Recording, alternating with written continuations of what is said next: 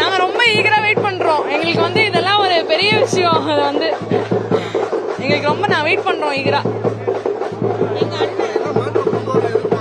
அவர் வந்ததுக்கு அப்புறம் தான் எல்லா மாற்றமுமே இருக்கு. இதுவரைக்கும் உள்ளதெல்லாம் மாற்றமா அப்படிங்கிறது தெரியாது. அவர் வந்ததுக்கு அப்புறம் தான் எல்லா மாற்றமுமே இருக்கு.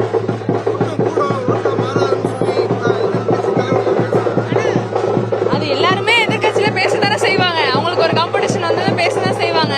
நம்ம காமிக்கிறது தானே இருக்கு எல்லாமே. அதெல்லாம் அவர் பெரிய விஷயமா எடுத்துக்க மாட்டாரு. நாங்க பாக்குறத பாத்துட்டு தான் இருக்கோம். வெற்றியா பாக்குறோம். பெண்களோட வெற்றியா பாக்குறோம். நாங்க எப்படி சொல்லணும்னா திருச்சியை விட பெருசா பிரம்மாண்டமா வரும் நாங்க எதிர்பார்க்கிறோம். எங்களுக்கு பெண்களுக்கான மாற்றம். இன்னைக்கு ஒரு ஸ்டூடெண்ட்டுங்க இன்னைக்கு கிட்டத்தட்ட இந்த ப்ராஜெக்டை 3 வருஷமா பண்றாங்களாம். ஆனா யார்கிட்ட போனாலும் அது நடக்கல. எங்க தளபதிட்ட அந்த படிப்புக்கான ஒரு சின்ன விஷயம் ஸ்டூடெண்ட்டுக்கு ஒரு முக்கியத்துவம் கொடுக்குறாங்கன்னு அவங்க எதிர்பார்க்கறாங்க. இன்னைக்கு அதை சொல்லிட்டு போறாங்க. அதை பார்க்கும்போது பக்கத்துல இருக்கும்போது எங்களுக்கு ரொம்ப சந்தோஷமா இருக்கு.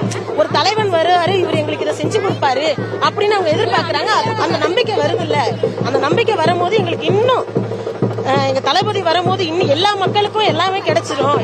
மகளிருக்கா இருக்கட்டும், ஸ்டூடெண்டா இருக்கட்டும், இல்ல முதியோர்களா இருக்கட்டும், மெயினா பெண்கள் பாதுகாப்பு, மாணவர்களுக்கான படிப்புக்கான எல்லா இதுவும் கிடைக்கும்.